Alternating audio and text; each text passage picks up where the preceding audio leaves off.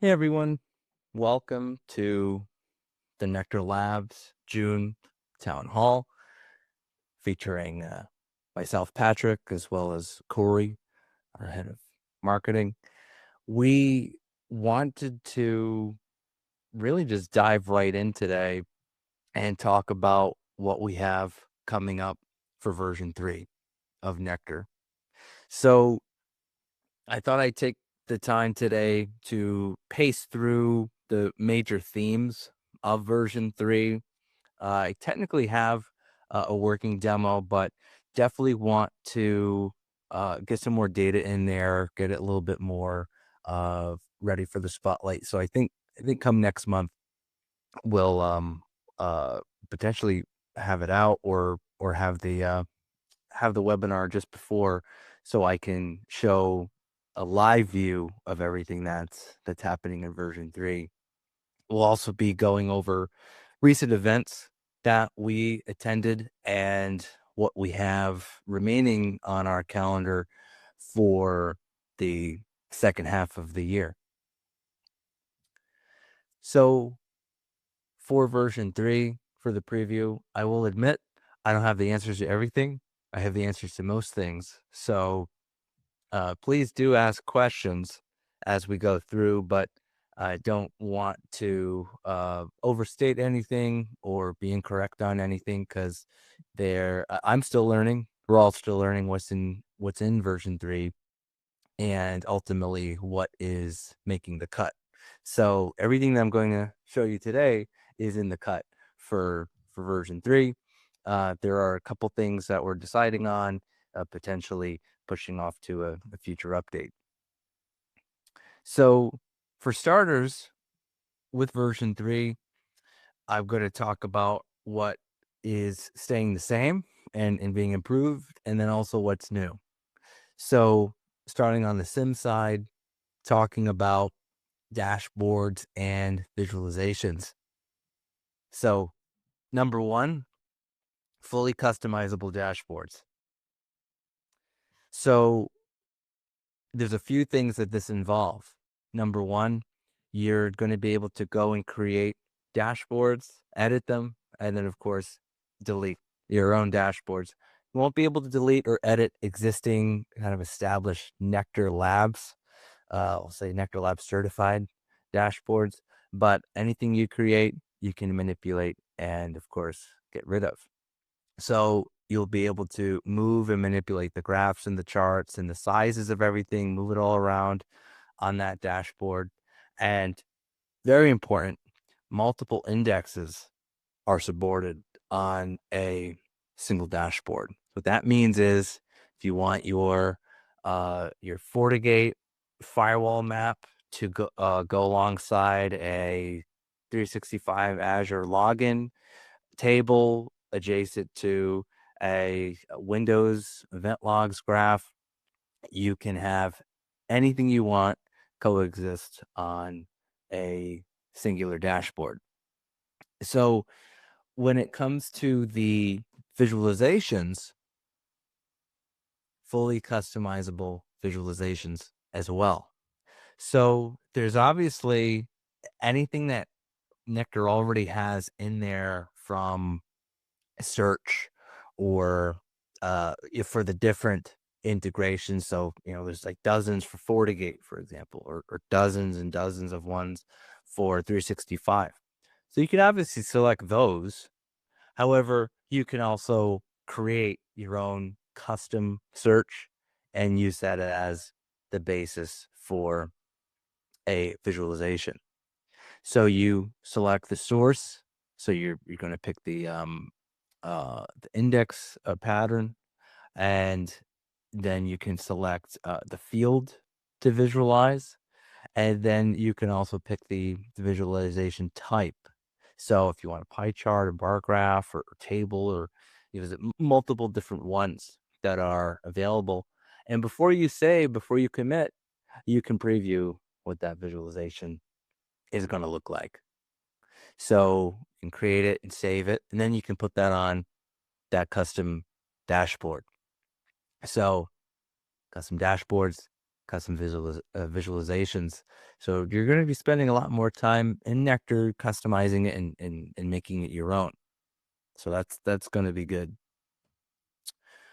So that's on the, and there's a couple more things, but again, wanted to talk about the main themes here, the major moving pieces, and then when we get to in future show you the live demo, then we can get more specific on stuff. But the next big thing is something that we broke out into multiple things. So what you know today as events and creating alerts is now going to be monitors, events, and alerts. So let's break down what that looks like. Monitors is the new workflow. So you create a monitor, and a monitor will generate an event upon detection, and then those events can be alerted. So monitors create events, and events can then be turned into external alerts. The nice thing about this new monitor workflow is you can visualize metrics and data surrounding the events that are getting triggered from those monitors. So you can see how they're doing, and then you'll be able to go and adjust the different monitors over time. Like, so maybe you set 5 failed logins within an hour, but actually there, for some reason, there's a lot of 4 within an hour. And you're like, you know what, maybe I'll lower the threshold a little bit. So you'll be able to visualize that here. You can see, the total monitors that you have set up, how many events have been generated, if there's any errors. There's a couple other things that I myself there's a cooldown function. I myself need to get it was explained to me, and then I said, tell me that again, but slower.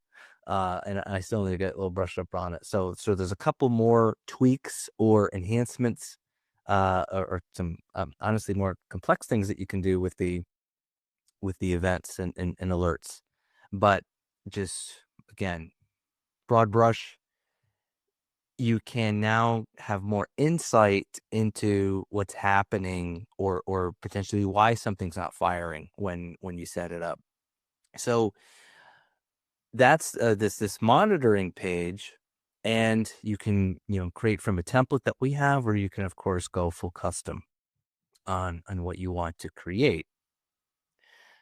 So monitors, when they trigger, will generate an event. Now the events page has been completely redone, where the dashboard that you're looking at, those different visualizations, you can click and interact and filter any of the data on there much more easily than you can with version 2. So it's going to organize and visualize things based upon event reasons, event categories, event severity. So then you can go up on that pie chart and click it and filter the whole page. And filtering is a lot more intuitive from the searching standpoint, viewing the different events that triggered, as well as when you dismiss, it's optional, but it's going to pop up, and you could put a reason in there. And then when upon dismissal, in a lot of things with NeQter now, it gets logged as a NeQter event, an internal NeQter event. So we've really built those out and added much more specificity to even the internal NeQter events of what are people doing within NeQter, changing a setting, generating a report, all that stuff. So now we have this new enhanced events page. But furthermore, on the alerts side, so there's going to be a lot of fans of this. So there's a from an alerts. So actually that's on the next page. I'll talk about that. But you can establish the severity, or of course the rule type to an alert. You can also optionally include certain field values and outcomes. So you can say, for example, I want to turn the alert on for this event that tells me about, maybe you'll use failed logins again, but only tell me if it's this group of users, or um this specific asset, or something like that. So the event action, and then of course the not I read that because it's right there. So the field, and then the value, so you can specify that. There's also, about to include the screen grab, but can definitely talk about it in the future. Additional settings will allow for time of day or day of week, or together, parameters. So if you wanted to create a alert based on an event that says, "Hey, let me know if there's any successful VPN connections during the hours, during the full day of Saturday and Sunday." We don't want people working on the weekend. I want to know if somebody's logged in that on those days. Or you can make it specific from a time standpoint. You can say, I want to know our working hours are 8 to 6 Eastern. I want to know if there are any events outside of those working hours of something. So you can do that. And then the last one, major, of course, we still support email, number one, but we also now have webhook capability. So you can tie this directly into Slack or Teams or Jira, or whatever supports a webhook. You can now send out alerts via that. So that's a big one. So as I was mentioning, I did include this too. So the built-in events, i.e., NeQter events, you can fully customize the severity. We have base severities, but you can go in and say, actually, someone logging into NeQter is a high severity. I want to change that for myself. So you can change that for yourself and for the tool in here. And then also massive um, improvement from it has been something that's been brought up for years, and now is fixed. So from an alerts settings standpoint, it's bundled. And what that means is, if you want, instead of right now, you have to go, I want to go to this alert and my email. Go to the next alert and my email. Go to the next alert and my email. With this, you can say, anything that's a medium severity, send to me. Done. So, and this is more customization too. So you can say, I want to bundle all medium events and send them to this series of emails, or this webhook. But you can also say, I only want to get highs that contain, and then have a filter. So you can have it be, however you want to triage it, however you want to set the alerts up. It's now uh, more of a top-down approach to bundling and including multi-type, rather than before. Again, you got to click into the alert to see who it's sending to, or where it's sending, and what have you.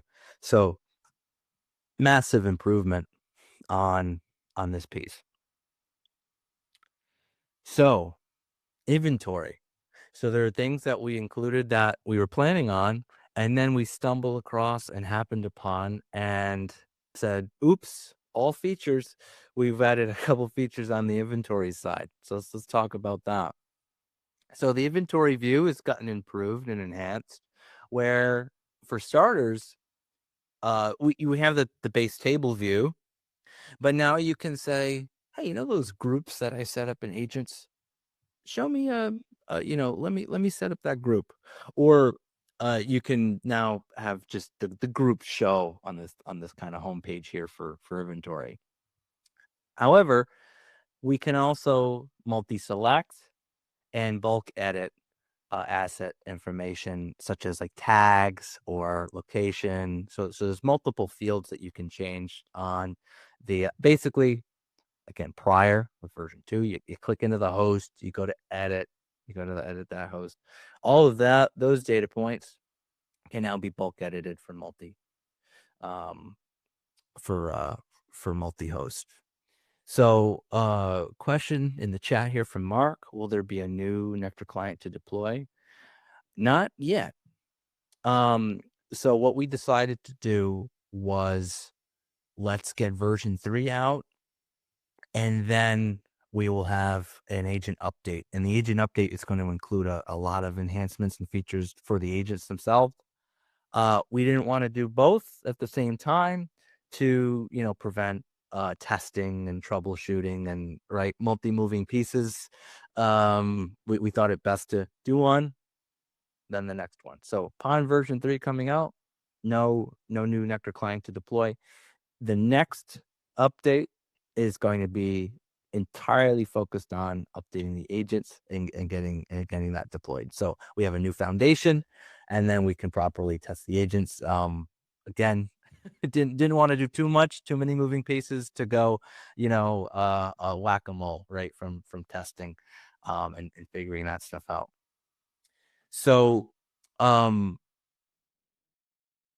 so this is the new inventory view, which will allow for shifting and shunting and editing. So the let's just say we have a question here. V3 introduce Defender input in addition to our standard 365 logs. Not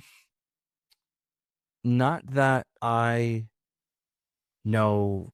I gotta double check on that. Because that might be, we might be pairing that with the agent update that I was just talking about, because we wanted to see, we wanted to also pull the logs for Defender at the agent side, and then I think also do the API for Defender. So I got to go back, and that's one of those things. I'm unsure if it made the cut. So I don't want to misspeak. Corey, if you, while we're doing this, if you want to reach out and just double check on that to the dev team, then we can potentially get a live answer on that. Yeah, And, sure. So yeah, and if you get it, just jump in. So we'll run that down for you, Trevor. So continuing on the software side of things, well, we put our thinking caps on and we said, hey, we're not using all the data that we have to the best of our ability. What if we normalize all of the software data that we have and compare it and cross-pollinate the host software data with the phone scan data that we have? So normalizing the names and then comparing it to the CPE definitions that we have. So now with software, we can identify out-of-date software. We can grab, of course, the versions and what have you, but we can see if the software is out of date and if it's vulnerable. So when you look at the host hardware now, the host software, we can see, that the update status, vulnerable hosts, and software by type. And if we scroll to this next page here, so I thought I added that, but yeah, we can see the vulnerability side of things. I actually think I added that after. So let me jump to the next one. Oops, all features. There's a new baselining function. So with this, you're going to be able to create allow lists and exceptions for all of your assets within the NeQter, all of the hosts.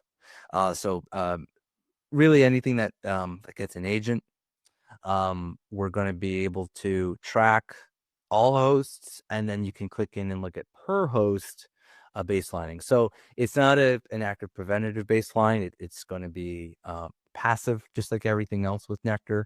Help you identify, hey, I snapped the line and this is my baseline. And we kind of have a function where it's and we went back and forth on this, but essentially there's the allow list, right? So there's the approve, and then we chalk up anything that is not within the approved as a extra software designation. But we do have a block list function where if you did want to say, hey, absolutely, we can't have this software and have a list of that, then that's going to get listed as a a banned software. So I don't know, maybe you don't want any um crypto miners software on an asset or something like that. You want to definitively say this is banned. We don't want to see this. I want to know if somebody has that running, or you know what, maybe you want to make sure, just because it's so addictive, you know, no one has old school RuneScape on their work laptop, right? They're just grinding all day, trying to level up their skill tree. You want to put that on the banned software list. Um, so that's going to be the host baseline feature. And what you can do is you can create a baseline from a host. So if you have a gold disk image and you're like, this is our North Star, this is what we want, then you can say, okay, source host, all of these different things. You can pick the software to applications, OS components, SDKs, all drivers, all of this stuff, and say, this is the baseline. That's the rule. That's the goal now. You can leverage that and then apply that baseline to multiple hosts within your inventory. So new baselining feature that got added in. And yeah, I thought so. I apologize. Let me scroll back up. I thought I had added, I might have accidentally covered over it, but basically, um let me just make sure I didn't jump out of that, because I had a nice slide talking about the vulnerabilities. Ba, ba, ba. Um, so no, I apologize. I must have overwritten it by mistake. But basically with the vulnerability scan, a data that we're looking at the software data with, so you can definitively see vulnerabilities from hosts in near real time. So moving forward, we're no longer dependent on the vulnerability scanner for OS and software and driver and anything on the hosts. We can now see in the view of the vulnerability data against each host. So and anecdotally, that is we've been able to pick up a lot more from even what we had previously seen with the um, authenticated scans with the Vuln scanner. So now you run the Vuln scanner, you run it once a week, once a month, once a quarter, however your frequency is. But now with this new function that we have with the software normalization, which allows us to do the baselining function, but we can clearly see vulnerable software, vulnerable OS packages, vulnerable OS information on at the host level, again, without the need to run the vuln scanner. So the vuln scanner will still have value, of course, and we'll still look at network related vulnerabilities and anything that's a non NeQter agent host, but you will get more current, more frequent, and potentially more accurate and specific data with this new function. And because of that, we're going to be able to see trends per host and changes, not just from the baselining function, but also from a vulnerability standpoint and just any change to the host. So massive increase of data and better visualizing the data within the NeQter with that function. So lastly, And I didn't want to breeze over it. So with the vulnerability scanner, this will be much better from the live view, but we've completely taken the scanner and put it within NeQter. So it's the NeQter look, NeQter feel, NeQter apps. You can still use the legacy view if you like or are familiar with that view.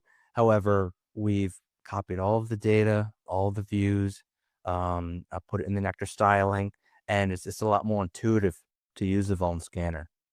So that got its own um makeover. So, and speaking of makeover on the report side, so all of the reports are being reformatted. I'll just admit they've been beautified, they've been improved greatly. So they're going to have similar blocking, similar pacing, where we have the headers, the table of contents, the summary views, and the formatted data underneath. And all HTML reports will have a PDF format as an option. So finally, PDFs on the report side. That's a big one. And as an example, this is an example of how the report format is improving. This is where applicable, we'll have summary charts in color, at the top. So a lot more kind of executive summary look and feel to the reports rather than just the data views that we currently have. So a couple things. Well, obviously there was that mystery slide that disappeared, unfortunately, where I was talking about the vulnerability data. But additionally, I wanted to mention on the NeQter side, we completely reworked a lot of the settings area, namely users. So we now have read only, read write user capability for all tools, inventory, phone scanner, the hosts. So if you just want to give read only access to someone to look at the hosts or look at the phone scanner, we now have that capability. So again, there's a lot. I try to consolidate, try to condense the major themes, the major enhancements on the version 3. There's a lot more I can and will show you with the live view, but that's what we're looking at. That's what we're looking at so far. And something else that spawned and happened, that we're still in the I'll say the alpha, maybe more of a beta stage of, is NeQter Central. So and of course, if anyone has any questions on version 3, please drop them in the chat.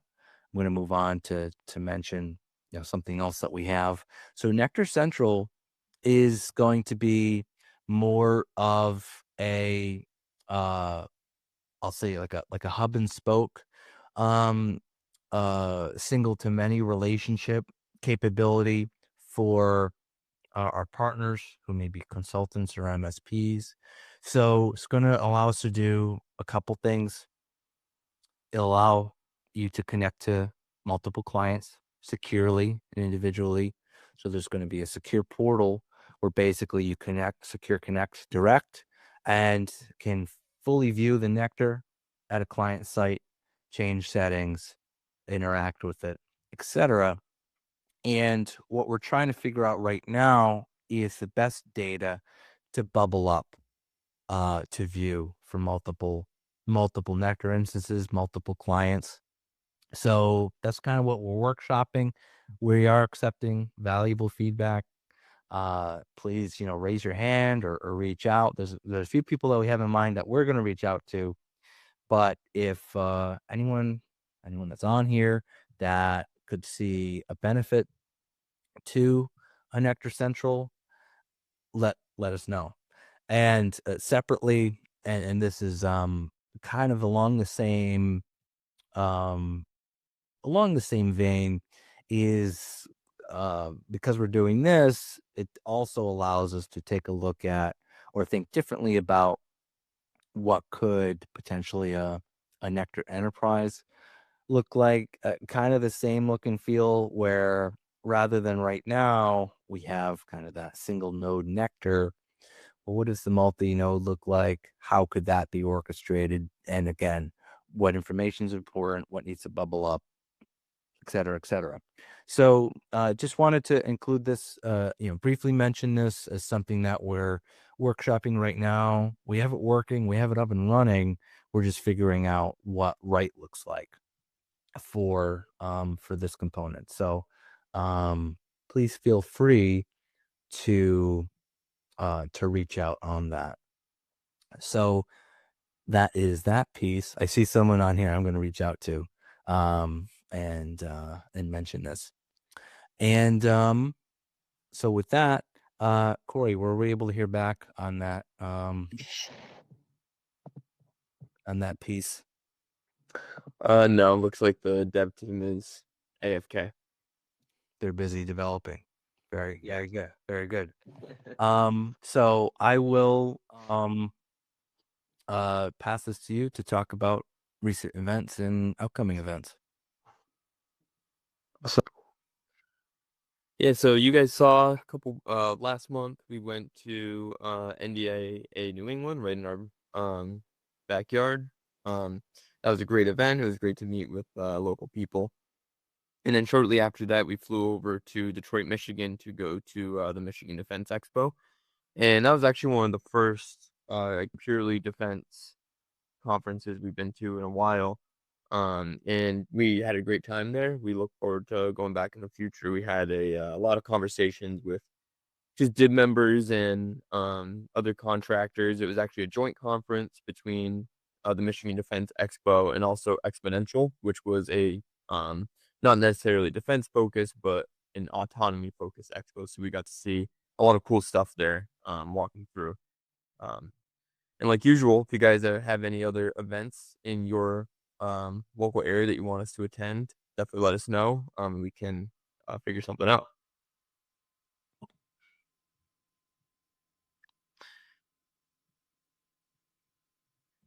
And luckily, we do have a little bit of time off until our next show. That will be also in our backyard, Newport, Rhode Island. We'll be going to the Synedia Defense and Innovation Days, October 31st through September 2nd. And then this is something we're currently workshopping. We do have a tentative date and location. Um, so we're looking to host our own conference specifically for NeQter clients, calling it NeQterCon, of course. This would be a highly curated conference. We would have partners there and specialty selected speakers. So there'd be a lot of educational resources, but then also just some opportunities to get a deep dive into NeQter, look what's coming up. So we're just hoping to get some insights if this was something that you guys would be interested in attending. I'm going to send a poll on the screen. So you can just click yes or no. Even if you don't want to attend, still click no, just so we can get a rough just ratio of people that might be interested. And if there's anything that you guys would be interested in seeing from a NeQterCon, we'd also love to know that as well. Yeah, so the thought for just to kind of round that out a little bit, um, the thought with the NeQterCon is to, of course, talk about a couple things, Nectar selfishly, but in terms of features and different focuses. But what we wanted to capture was kind of the life cycle of compliance, where there are a lot of people that we know in the space that we will look to plug in for speakers or workshops related to and including, of course, picking the C3PAO. What does that look like? What does that process look like? And also some after action of what have assessments look like. So in terms of the pacing I was looking at was picking your C3PO, stuff like that. Also, a few partners that we work with, or MSPs that are leaders in the space of what does an MSP relationship with a organization seeking certification look like, but then also potential discussions of what should a vendor shared responsibility matrix look like. Uh, Also, how should system security plans be formatted? What data should they include, or what's worked and what hasn't worked? How do you craft a implementation statement in your SSP? And then also, if we could potentially get some clients of ours that have gotten assessed, have that L2 cert, kind of go and talk about their um their battle story of what the assessment looked like. Just all of that types of information was what we would want NectarCon to shape up into. So just to round out kind of what that would look like potentially.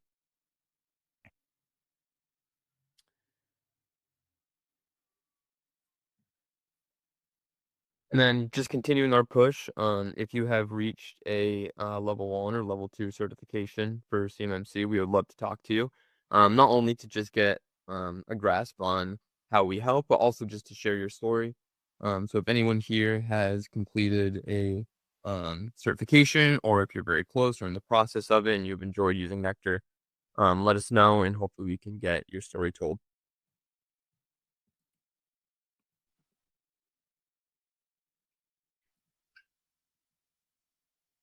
Yeah. So any questions on, I know there was a little bit of chatter, but any questions on version 3, some of the new features that we've added, or maybe there were a couple things that maybe people were hopeful for that didn't make the cut.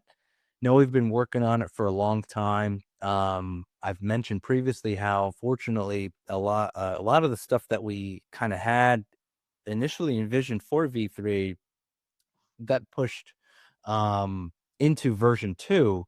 So we were able to backfill a lot of progress into version 2. But now one of the biggest things with V3 is the look and feel change, the navigational improvements, and then, of course, all of the additions that we made.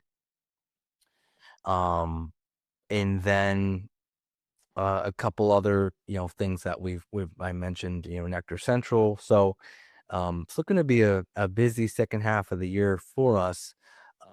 Maybe one of the questions that wasn't answered that someone might ask is, what does the update look like? Well, it's going to be just same as all the other ones. Just might take a little bit longer because it's a little bit heavier, but it's just going to be an in-place upgrade. You're going to get a notification that says update available, and you'll just press that and send it. Um, We did have a question from Jacob. yeah, on the report standpoint, that's a good question because I'm trying to think of there's a couple loose end things that we're looking to still round out from a development standpoint. Namely, one of the things that we have to wrap up is like the backups, um the backup side of things, and how we're looking at the archiver and rotations and et cetera, et cetera.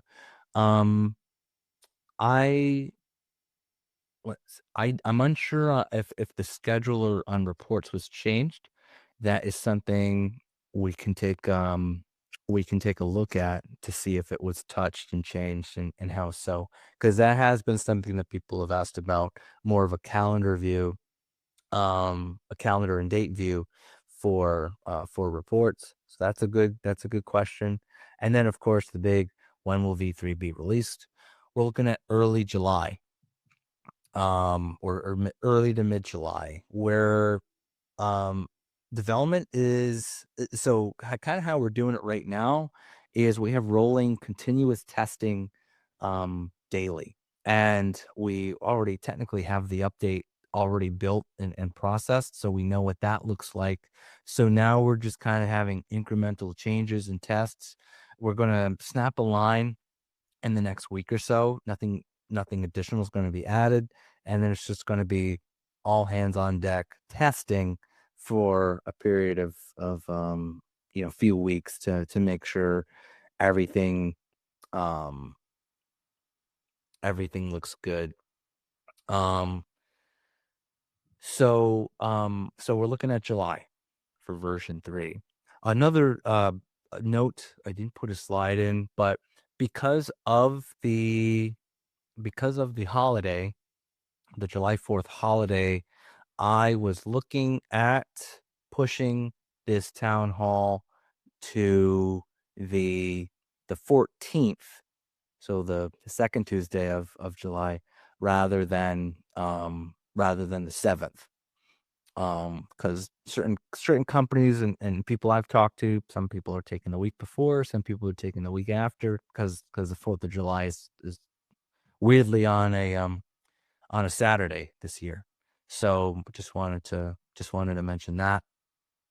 Um, we got a question from Kevin. I hate even asking this, Pat. Well then don't, Kevin. Why would you? All right. Have we resolved some of the encryption issues?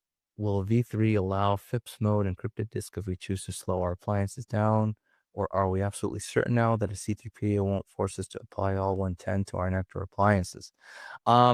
So you might have to remind me of if you're talking about encryption um issues in terms of like NeQter and how it works, or potentially you're asking on the interpretation of SPAs and what have you. If we're talking about SPAs and how they're going to be assessed, that has been decided in rulemaking in the 32 CFR, where they made that wonderful table talking about SPA data, ESPs, CSPs, where the NeQter as an SPA will only be assessed against the controls it is assisting for the assessment. So 3.3, 3.11, however much you're using it, those are the controls it's going to be assessed against. However, so that is codified within 32 CFR. That is the understanding in everything, the assessment guide, the COPEC, the CCP and CCAs of what they have to adhere to. However, that being said, you will absolutely find certain aggressive lead CCAs who, for whatever reason, fall into the everything's applicable to everything interpretation. And number one, they are wrong. And number two, that is why interviewing your CCA, who's going to be performing either your mock or full assessment, and having a common language, a common scope, a common interpretation is highly important.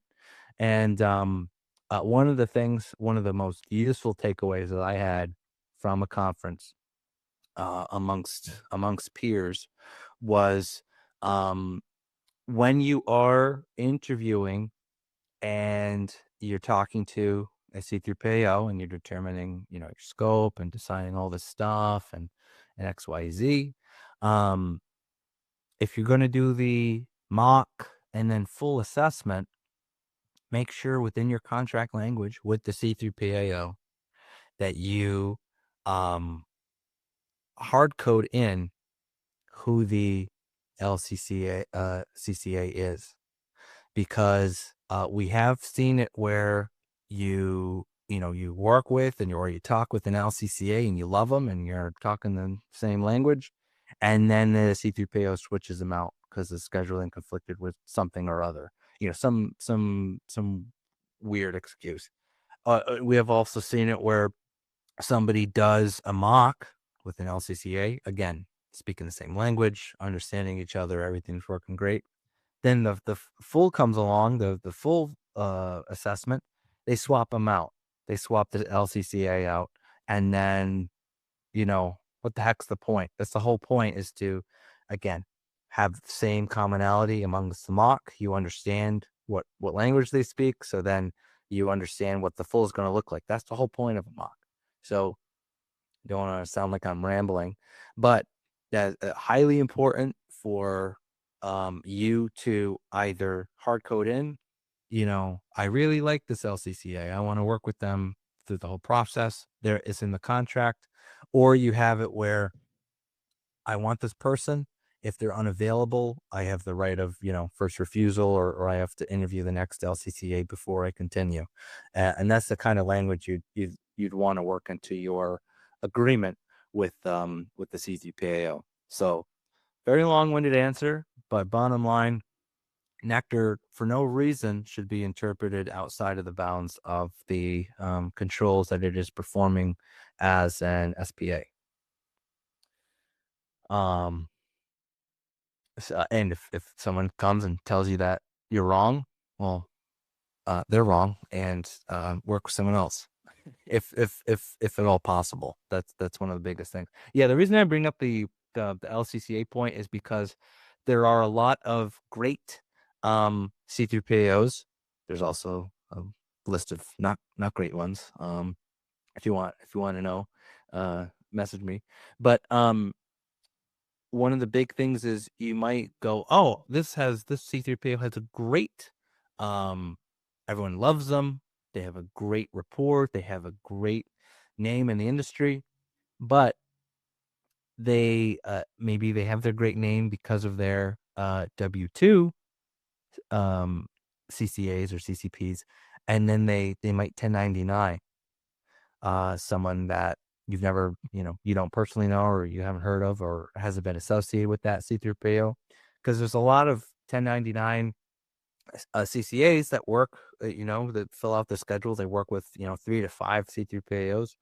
So conversely, you might find a great LCCA and say, all right, well, wherever they go, I'm using them. I love that. I love that guy. I love that. I love that person. And conversely, you might say, hey, oh, you're working with, ABC company now? All right, I will engage with ABC company and work with this LCCA because I know we get along. So that's the relationships and the understanding how people are going to assess you is right. It's a $50,000 thing to get right. Right. It's highly important. It's the difference between you passing and failing. And then of course there's also the other element of false starts, right? Where somebody doesn't continue through a phase one within a C3PO because the C3PO said, hey, listen, you're not ready. Which is what you want. You don't want them to go to, because once they start that formal, then they have to report whether pass or fail to the government. So that's another thing too. Are you working with the C3PO that has your best interest in mind? If this is a whole, um, if you'd like to subscribe and watch a separate webinar where I talk about this with other people in the know as C3PAOs, drop it in the chat. We can get that scheduled, because this is something I talk about regularly. Um, to keep this thread going with John's point, talking about his recent mock was a total shock. I don't think they read the SSP or policies. Total focus on documentation and evidence, including live demos of tools. Yeah. So there is an illness amongst the C3PAO community where, for whatever reason, they feel like they must adhere to how DibCAC has historically done things. And for whatever reason, DibCAC loves live looks at things. They love to see it live. They love to always, if there's a test parameter for control, they'll do that 10 times out of 10. So certain C3PAOs follow that. It's not even a guidance. It's one of the old, well, DibCAC did it, so it must be right. So that is absolutely should be included in your questions when you interview a C3PAO, because there are some C3PAOs where, you know, it depends. Like, for the sake of argument, let's say the most affordable assessment that you could pay for is $40,000 for a C3PAO. Well, unfortunately, some C3PAOs go, well, we want to make sure that the client's getting their money's worth. So let's take a bunch of time and interview them and chew up 2 weeks. Other C3PAOs, they'll go, send us everything. Send us everything you have. Send us your SSP. Send us your policies. And what they do is kind of the reverse. You send them basically a binder of, here's my SSP, here's my policies, here's every single artifact and proof proving all 320 AOs. Here's everything. You send it to them. They do a bunch of pre-work. They run through it on their own time. So they might take a week, week and a half, 2 weeks doing that. Then they'll schedule time to interview you or review stuff or ask questions as needed. So I've had people that I know. I've also had clients where they had 2 to 3 hours of total time with C3PAO, at answering questions, clarifying, and showing things, because all of the work was done in the pre-send, sending all that stuff. On the other side, those C3PAOs that go, don't send us anything. We want to review everything live. So there is one C3PO that is great, one of the best in the business that I've referred people to, and I've kind of not soured on, but I've heard some of their teams will do that. They say, don't send us anything in advance. We're gonna just do it live, and so if you want to do that to feel comfortable, where but I don't know, do you need to hang on the meeting when somebody is reading in front of you? If you want to do that, then that's your style. Great.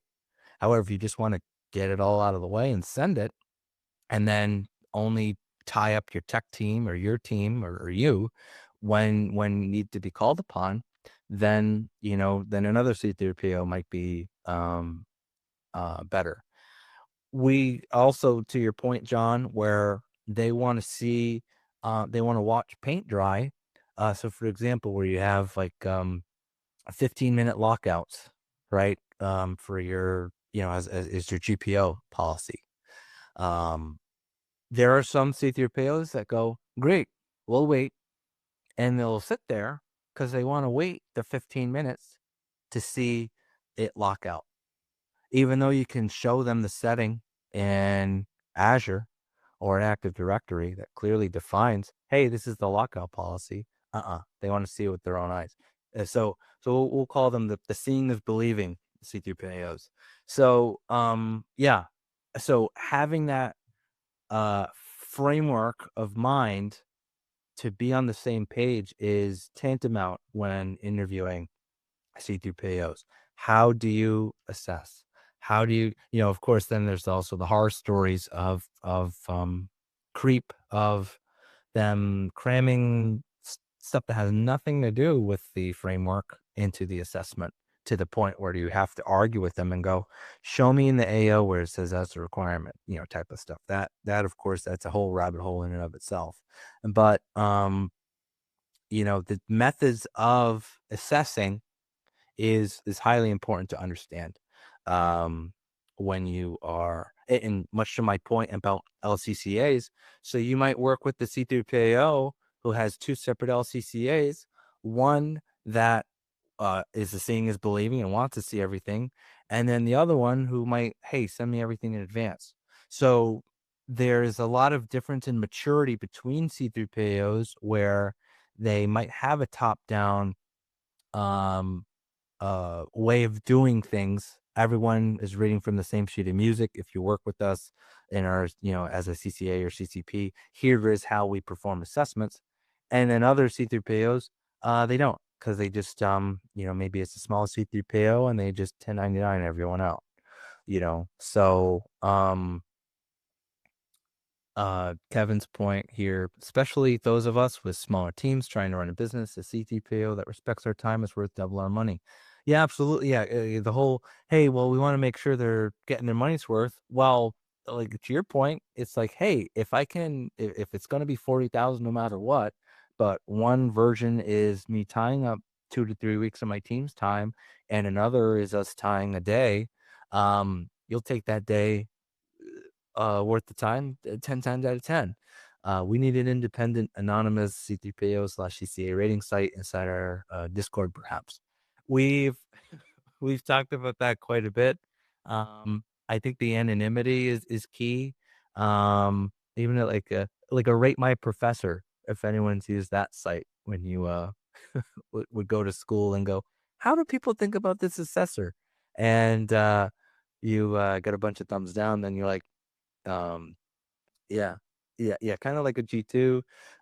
Yeah, rate my assessor. That, we need to be explicit in the guidelines though, because we don't want people rating if their assessor is cute or not. We don't want that. But, well, we wanna know how they assess. Um properly. So yeah, so I know we've been on this questions page a lot, but wanted to mention that. So that discussion I just had, something I definitely want to have covered if we do a NectarCon for sure, but might be worth a separate webinar if anyone wants to attend to kind of learn more about how should I evaluate a CPPO? What does that mean for my company? All of these things that was just discussed. So any other didn't think we fill the whole hour here. Any other questions as we wrap up?